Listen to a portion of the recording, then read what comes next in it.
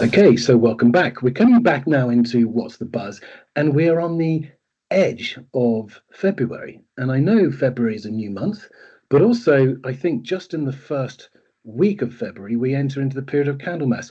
So, Jane, tell us about Candlemas. What happens in Candlemas?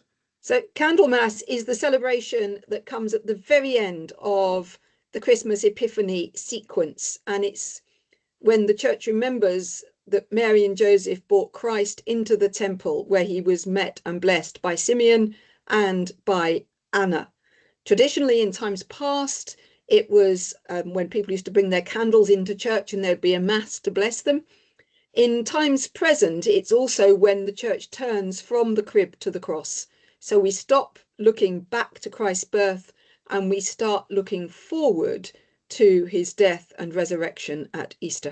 And also, I know that we're going to be celebrating baptism again, and you've got an event in our Benefice for that day. Can you tell us a bit more about that?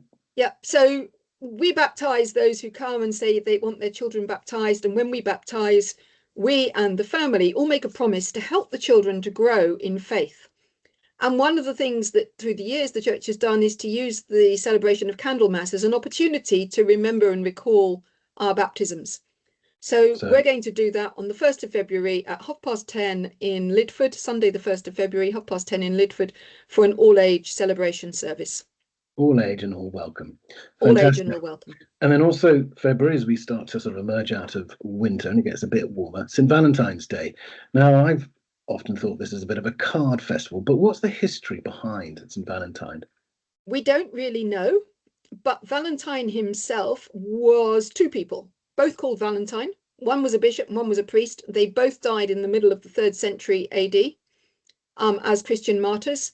And St. Valentine's Day becoming the day for celebrating love probably comes from John Donne writing, I'm not sure how you pronounce that, but anyway, writing a poem to celebrate the wedding of Princess Elizabeth, the daughter of James I, who got married on the 14th of February. And so that is, if you like, the beginning of Valentine's Day as a day to celebrate love. It's nothing to do with the two St. Valentines. All right, so it was sort of popularized then. Yes, popularized in the 17th century. And I know that we have an event actually in the Benefice on St. Valentine's Day, which happens to be a Saturday, actually. We do. We've got the wonderful 4'4" Ceilidh band, barn dance group playing for a barn dance in Kenton Village Hall. And the Saturday before that, we've got the Honey Day in Kenton Mandeville Church, raising money towards the heating in Kenton. Right, so there's a lot of activity, a lot of chances for us to get together and celebrate in all sorts of wonderful ways, not only in church, but also actually in village halls and coming together as a community. Now, I'm going to end with a poem. I hadn't heard of this before about Candlemas, and it goes, "If Candlemas Day be fair and bright, then winter will have another flight. If Candlemas brings clouds and rain, winter will not come again." So have you heard of that before?